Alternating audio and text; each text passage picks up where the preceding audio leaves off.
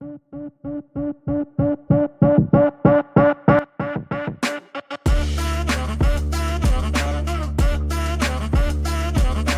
is episode 86 of the Hybrid Coaching Podcast. In this episode, I'm going to go over how to run a sub 75, sub 70, or sub 65 HYROX race. This first part of this will be just based on personal experience and how I did, but the next time we go over this, which should be the next episode, I will dive into the strategies behind it and how to break it down based on your station time a little bit more than I do on the back half of this episode. Additionally, I answer a couple questions that people had about the wall balls from last episode. Let's make hybrid fitness work for you. How's it going today, everyone? I am back with a solo episode today. So in this episode, I think I just talked about in the intro, I am going to talk about how to achieve your HYROX time goals. Because everybody has a little bit different of a time goal. So I want to discuss, where you come from because your background approaching the race matters, how to approach your race based on your strengths, and then how to lean into your strengths to actually compete and achieve your goal. This is equivalent to most people that have ran a marathon or something, and like you go do your first one, you're like, oh wow, okay, so that's what it's going to be like. And then you run your second one and you're like, I just want to beat my first one. And then you get to like your third or fourth one, you're like, all right, I ran a 5 hour and then I ran like a 4:30. Can I break 4 hours, or can I break 3:30? And everybody has their little goals like that. There's always these time barriers. And I've noticed as a coach here that a lot of people have a time barrier of, I want to break 75 minutes. 75 and 75 or 75 and 70 seem to be like the time barriers that most women want to break. And 70 and 65 are the ones that like most men are looking to break. It doesn't mean you can't break the lower ones. It's just that, usually when you're at like your third or fourth race, people are like, okay, I have a little bit of experience. I want to try to bring my time down. So I'm going to talk about that today, and I'm going to use my own experience for that, because if you don't know, I've ran a few, and I've ran 81 minutes, 66 minutes, and 65 minutes. And I do have an eventual goal of getting a sub 63 or about 63. And I'll talk about why here in a little bit. But before we get into that, we had a couple questions on the wall ball progression that we talked about in last week's episode. So I just want to discuss those questions we got and explain some reasoning behind them. So first off, somebody asked, did I hear you correctly? My max for thruster should be 200 pounds if I am doing 20 wall balls, 10%. So yes, if you want to have the strength to be able to do basically an unbroken set. It's not a hard, firm rule, but it is a general application. So usually say 10%, and you'd probably be able to do like 100 reps, right? So if you have a 200-pound thruster or front squat or push press or all three, then yeah, more likely than not, you would be able to handle that 20-pound wall ball for 100 reps. Now, one issue there is that if you have your 20-pound wall ball and you have, say, a giant front squat, you can do like 250, but your like max push press is like 175, and your max thruster is like 165. These are on pounds, by the way, not kilos. If that's the case, more likely than not, you're going to be a shoulder burnout person. So the reason you fell at wall balls is because you're shoulder burnout. You could squat that 20-pound ball all day, but you won't be able to push the ball to the target repetitively because it's just too high of a percentage. Now, that doesn't mean that you won't be able to. 15% can also be taken, which 15% is like 20 pounds is 135 pounds or 133. So like a 135 thruster is also good. It's just if you can get to the minimum strength level or that of about 200 pounds, you're going to have a much easier time with the 20-pound ball. And the limiter would really be your conditioning and in no way your strength. That's just what the 10% rule kind of was. So that's what I meant by saying 10%. It's 10 to 15%, but 10% would apply really strongly to that. It doesn't mean you can't do 100 wall balls, just you're probably doing 100 unbroken a little bit with less effort and energy if your thruster is so that the ball is only 10% of your max thruster. All right. And then the next question I got on the wall ball progression is, sorry, I didn't understand the progression for wall balls.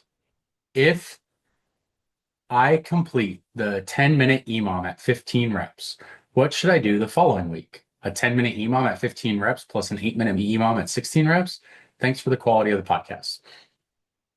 All right. So no, you don't repeat. So what you do is you do, say, somebody that has never done it before but they have the required strength and they're able to do this. So I use a 30-pound ball as a male, and usually I would assign a 20-pound ball to female. So 30-pound, 20-pound, same 10-foot, 9-foot targets. To start this out, if somebody goes 10-minute EMOM, 15 reps of 30, 20 pounds, 10, 9 feet, then if they complete that and they go unbroken, and I always have this rule of twice unbroken. So if you complete that and you go unbroken, the next week you would do the same thing, a 10-minute EMOM of 15 reps.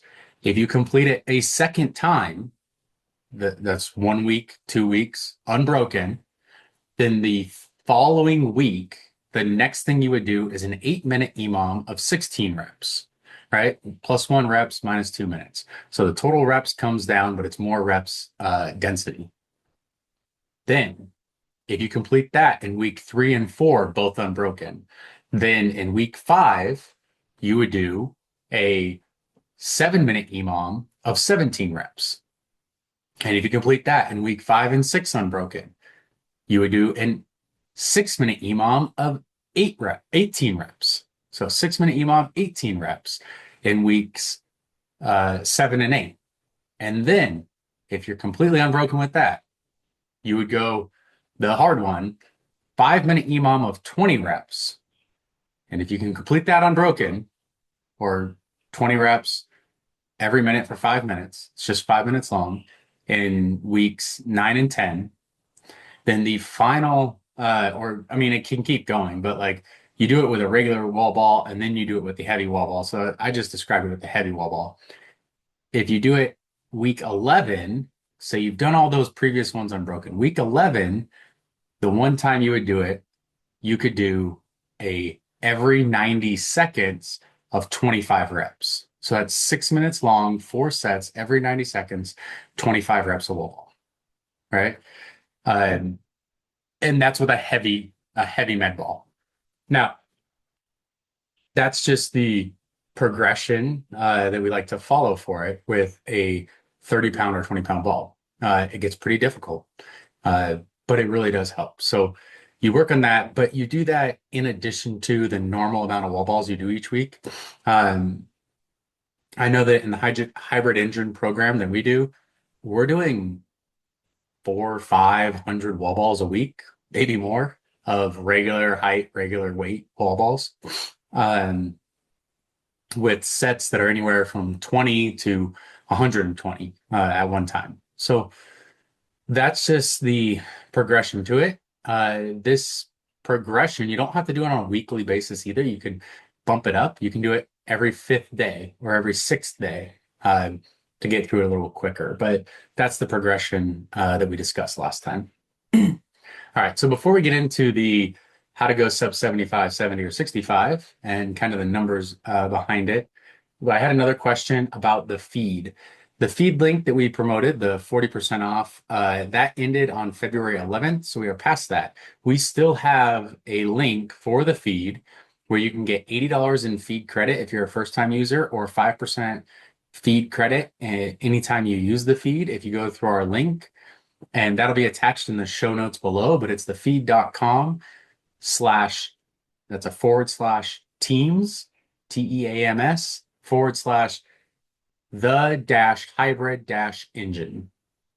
The question we got was, hey guys, love your work. I'm keen to try a bicarb gel system through TheFeed. Can't get it in New Zealand, but the link isn't working. Do you have a discount code or could you check the link? Might be because I am in New Zealand.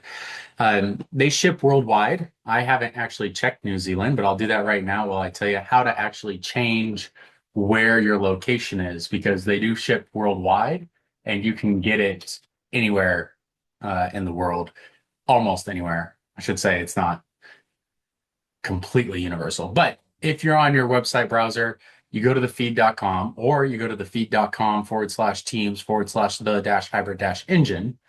Sign up for the team that we're on, and first time users get, like I said, $80 in feed credit or 5% cash back, not cash back, feed credit anytime you buy after your first time.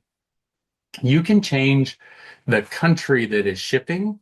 If you scroll all the way to the bottom on your website browser, also works on your phone. In the bottom right of the website browser, it says change your country. And if you go to the list, change country, there are hundreds of countries. Let's see if New Zealand's on here. Yep, New Zealand is right there. So you could change it and go to New Zealand and you'd be able to search the website from there. All right, so that is the questions we had from the episode last week. We have other questions, guys, but this is not going to be a question episode. This is solo, so I am just going to talk about how to go sub 75, sub 70, or sub 65 in your HYROX race. Because this applies, I think, to a lot of people. There's a lot of people that want to run the race with that time domain. And it's usually people that have a couple races under them and are looking for their next one and want to take to the next level. So to start with, I'm going to go over my personal experience. And then from there, I'm going to discuss like where I would start if I was, 1 or 2 races in and where I'd been, and then how did I go about that from if I was a runner coming in or if I was a CrossFitter coming in.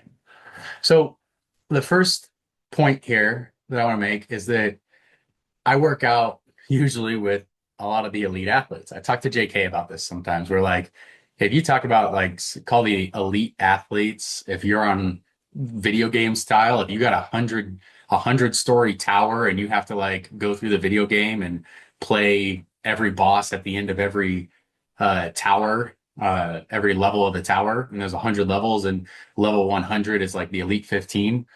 I would be the boss at level 85 or 90. Okay. That's where I am. And usually and that's just like a joke thing we talk about because it's probably logarithmic scale there, right? The difference between level 80 to 90 is not as big as the difference between level 90 and 100. But one of the things that you want to go through here is that I have a big background in athletic and sports. I've been doing it for a long time. I've done a lot of different sports, anything from 15 years of wrestling up to sub-elite level there.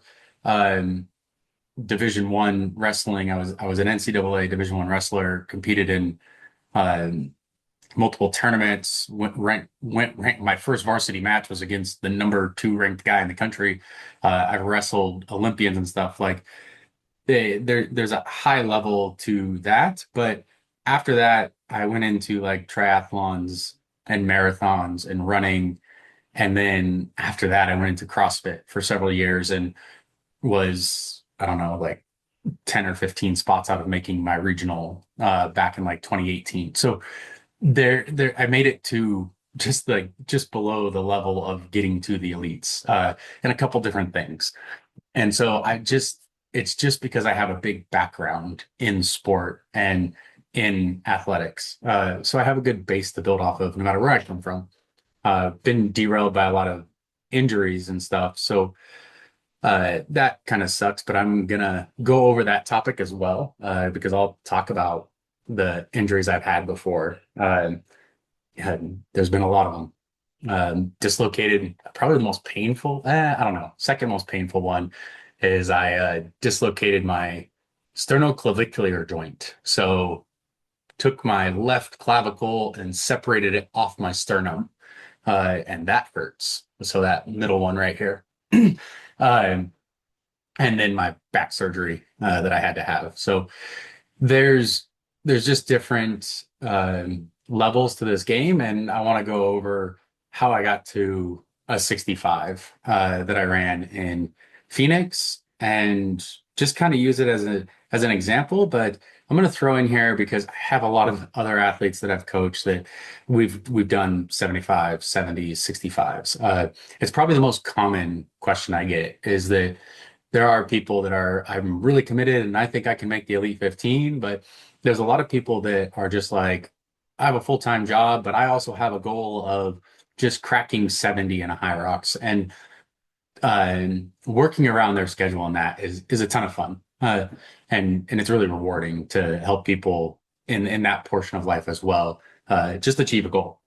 So, all right, let's go forward from this. So, a little bit of background. I'm going to start after World Championships last year. I ran doubles in Chicago at the World Championships, and we did okay. Went like a 58 or something like that. Kept getting 2 minutes worse. I did a 54 with JK, and then I did a 56 with my doubles partner from Worlds, and then we did a 58 at Worlds. Um, so we just kept getting 2 minutes, but that was all my fitness, just poor on my part.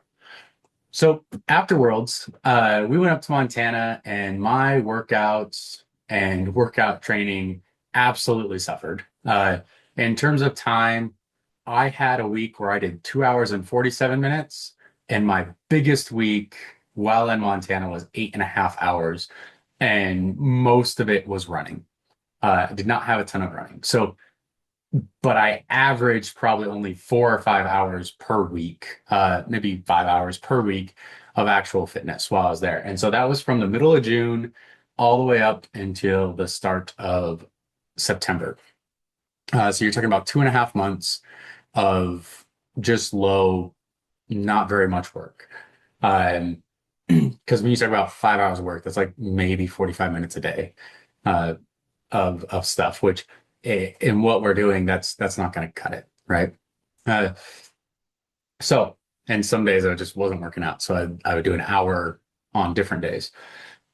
So, getting into September, my first goal was body recomposition, and actually we were back from Montana, so I was looking for body recomposition, getting some time on my feet, and just trying to get back into the flow of things. So I was trying to get to about 10 hours of work per week.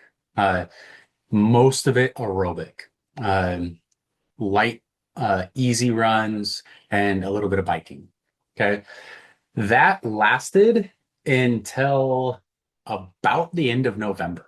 I was going anywhere from about 8 to 10 hours of work, of fitness for about 3 months.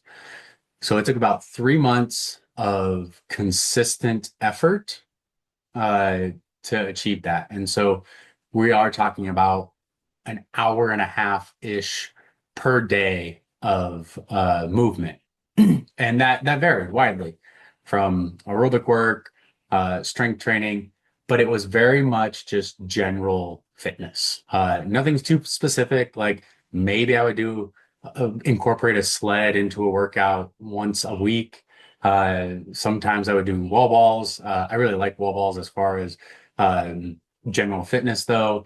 A lot of dumbbell snatches, a lot of kettlebell swings, pull-ups, push-ups, moving my body, but then also a lot of just like aerobic fitness. I can't emphasize that enough for now. And then I had about 9 weeks of progressive with a deload. So I went 4 weeks progressively getting higher. So starting in early December or the last week in November, I had 11 hours and 42 minutes of work. And I'm just using my Strava numbers for this, so I don't know the actual full breakdowns of it, but I can find it. So 11 hours, 42 minutes of work.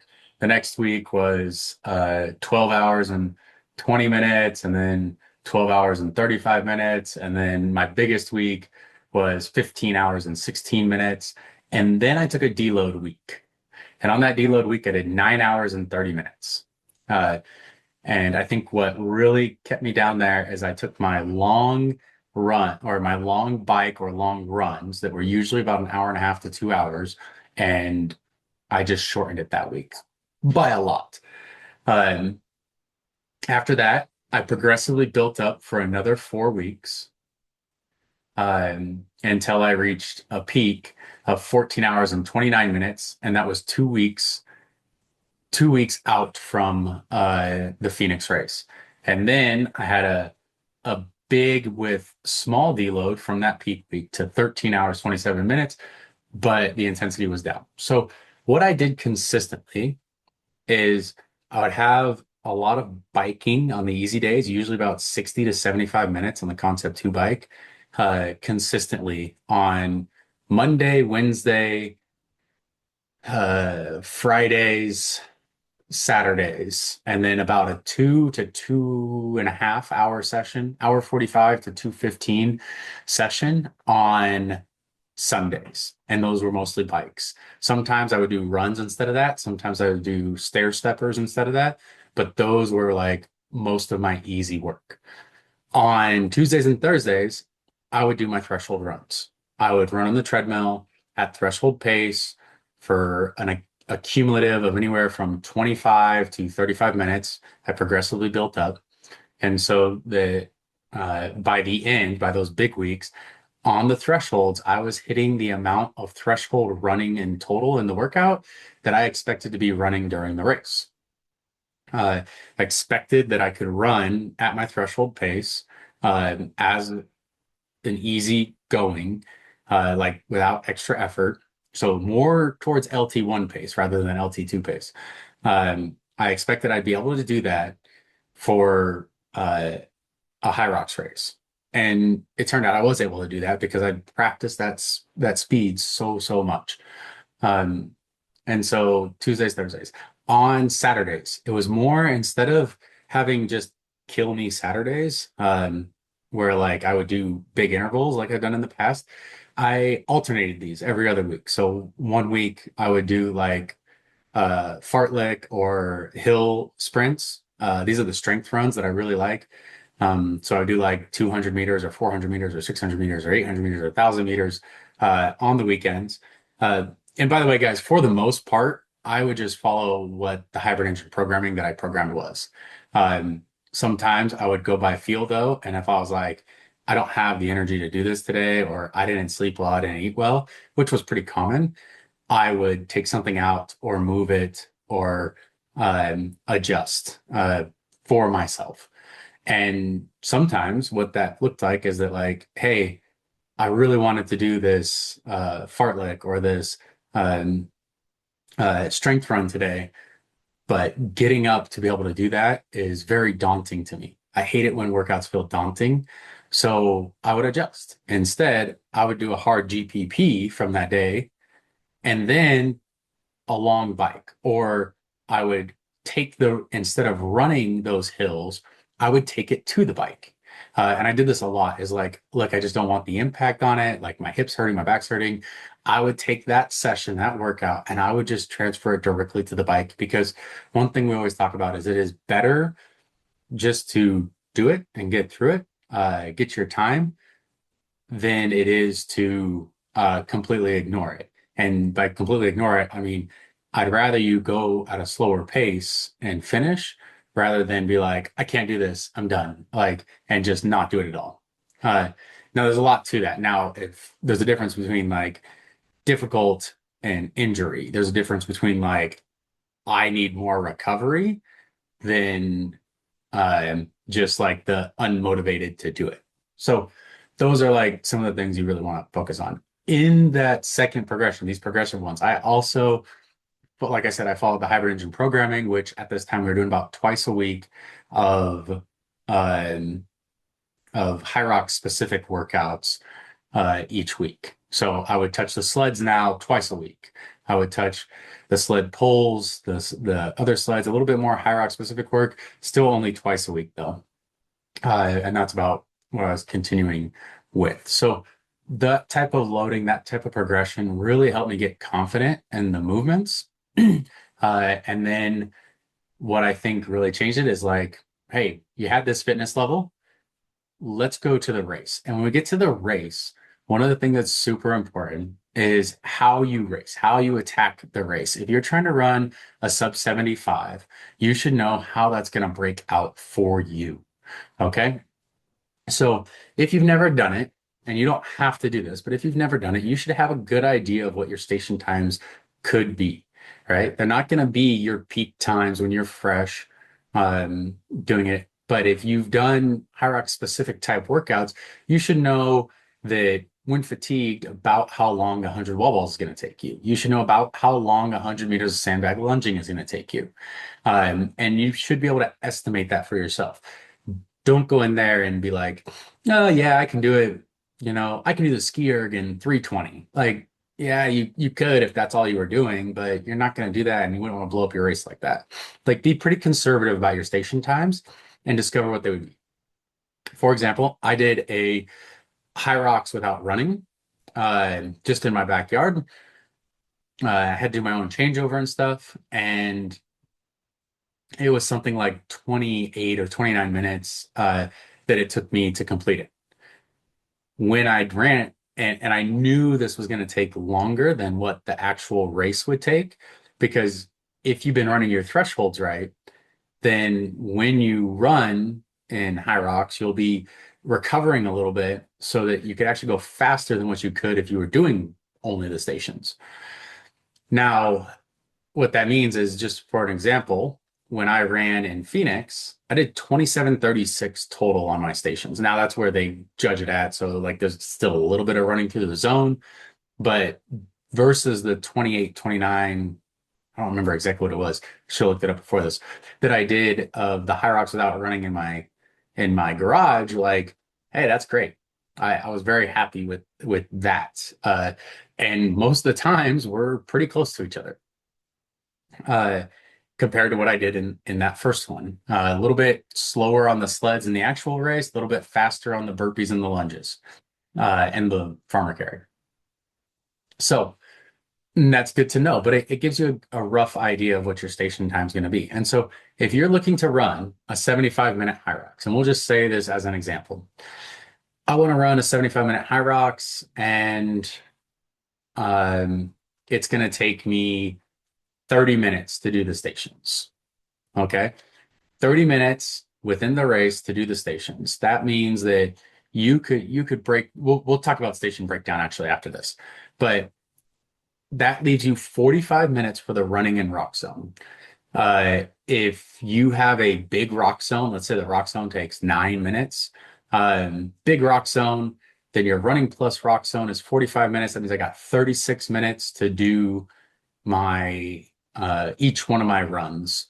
They're not always exactly equal, but we'll space them out. That means 4 minutes and 30 seconds for every run. And if it's a 2-lap course, that means I get 2 minutes and 15 seconds per lap. And I can look at my watch and know 2 minutes, 15 seconds, 2 minutes, 15 seconds. Okay, I go in, and that means I have 9 minutes in my rock zone. And so you enter the rock zone 15 times in and out.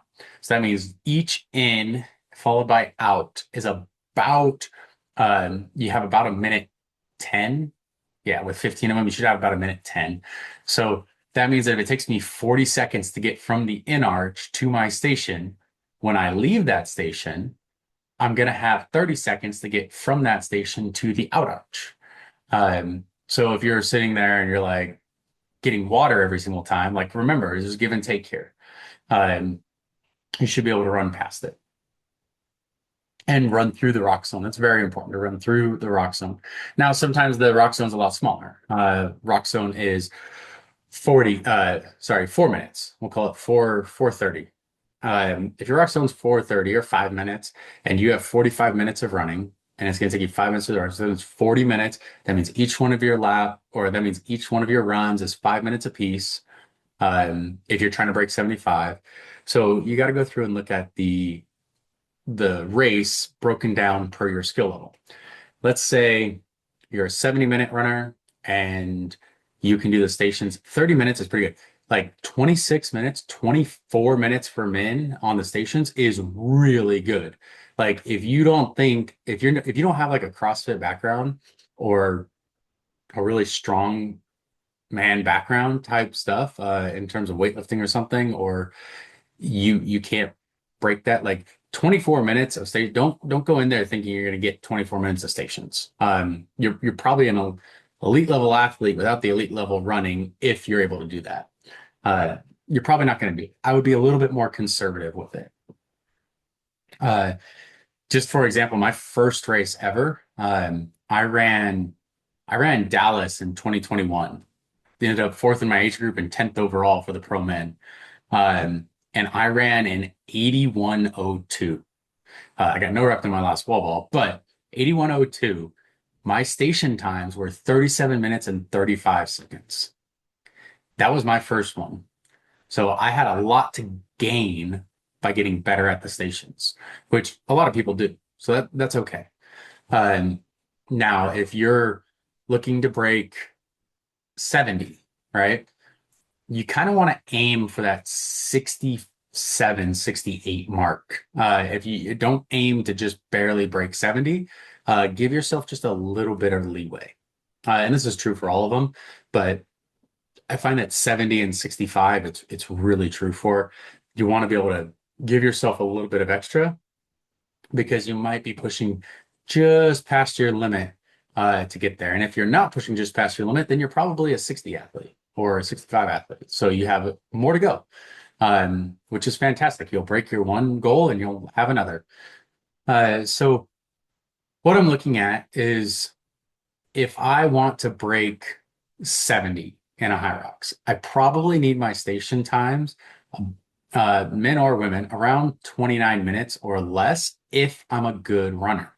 So if you're a strong runner and you do 29 minutes on your stations and you're trying to break 70, okay, that means you get 41 minutes for your running plus your rock zone.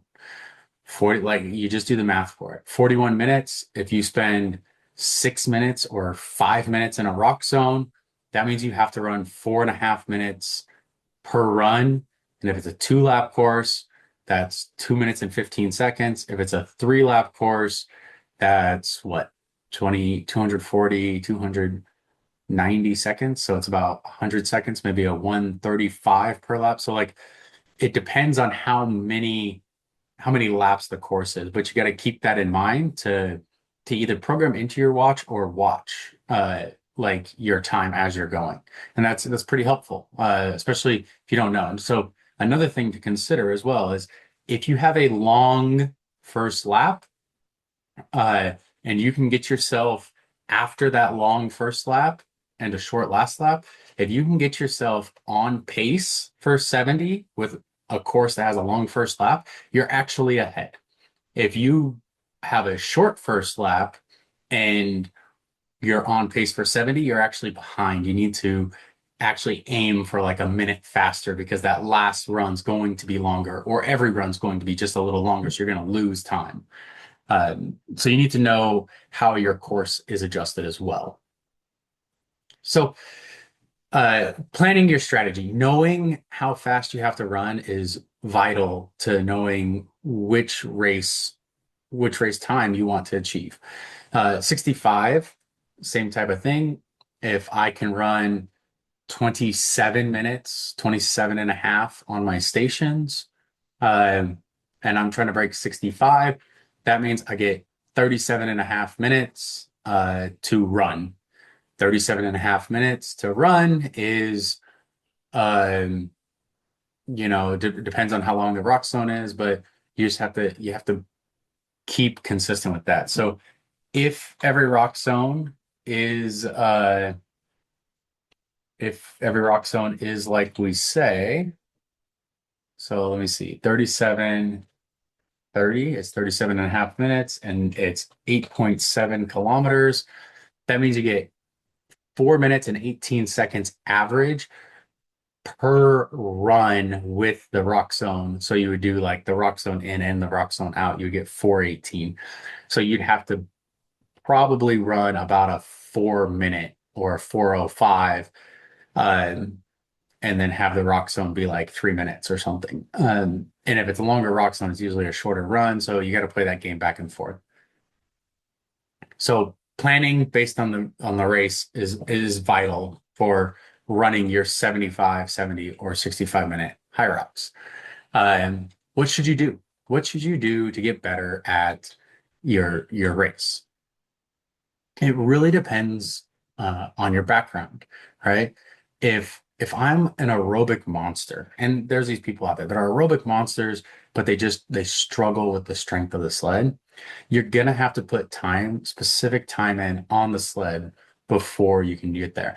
And then you want to lean into your strengths.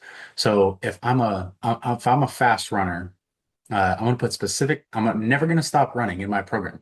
I'm going to keep the runs in there because the runnings are very important to progressing. Because that's where I'm going to bank a bunch of time, and I'm probably going to give quite a bit of it back on the sleds and probably the lunges and the wall balls if I'm a fast runner. Those are the places that I'm going to lose time at, but how much can I get back on that area? So you want to be specific about that. So increase your sled push, practice overloaded sleds, lighter and faster sleds mixed with running. Feel that lactic buildup from pushing a very hard, fast sled into a run, and vice versa. And then same thing on the sled pull. You want to do heavier, lighter, same weight, and you want to try different styles. So like get your technique down, because that's a very important one, to have a technique down. It's probably one of the more technical race pieces.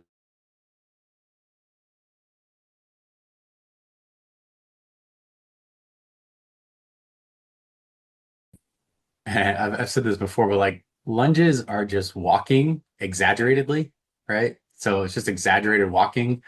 Um, so you kind of, it's just one of those things you need to step. And if it's easier for you, step, touch together, like exaggerate the movements and just take it step at a time. You should be able to know in practice about how many steps it takes you to do 100 lunges. You should also know in practice how many steps per minute can you do. We do a lot of EMOM stuff on the hybrid engine, and I always am like, I can do this many reps in a minute because I was able to do it consistently for, 10 straight minutes. And now I only have to do it for 3 or 4 within this race. And then I get to recover on my run. Like that's how you should approach it. And like I said, approach it to start with around your LT1, LT2 pace, but go off how you feel. I want to run hard, but not, I don't want to be out of breath or out of energy coming into a station.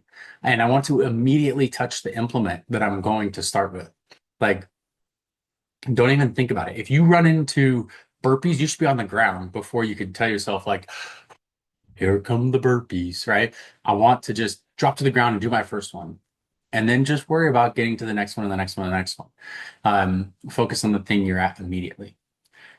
Um, Okay, I actually have to wrap up right now, guys. So I'm gonna leave it here. And next week we might expand more on this. If you have questions or specific questions about time or certain stations or strategies on how to run, I'm really interested in to dive into different strategies on this race. So that's gonna be coming up in the future with co-hosts. So guys, thank you for tuning in if you made it this far. And if you have any specific questions, I would love to dive into this topic more. It was just one that was on my mind that I was thinking of as I was working out today. I really wanted to get an episode out there for what the time domains most people are tackling. And I thought this was about that range for everyone. So if you have any other questions, guys, you can email us or send us a message on uh, Instagram. And all right, everyone, thank you. Have a great day. Thank you for listening to the Hybrid Coaching Podcast. If you'd like to reach out to us about coaching or programming, you can find us on Fitter, either James Kelly Hybrid Coaching or The Hybrid Engine. You can also find us on Instagram at jk.jameskelly or at The Hybrid Engine. If you'd like to get in contact with us, you can also message us on either of those platforms or send us an email at thehybridcoachingpodcast@gmail.com. Again, that's hybridcoachingpodcast@gmail.com. Thank you, everyone, and have a wonderful day.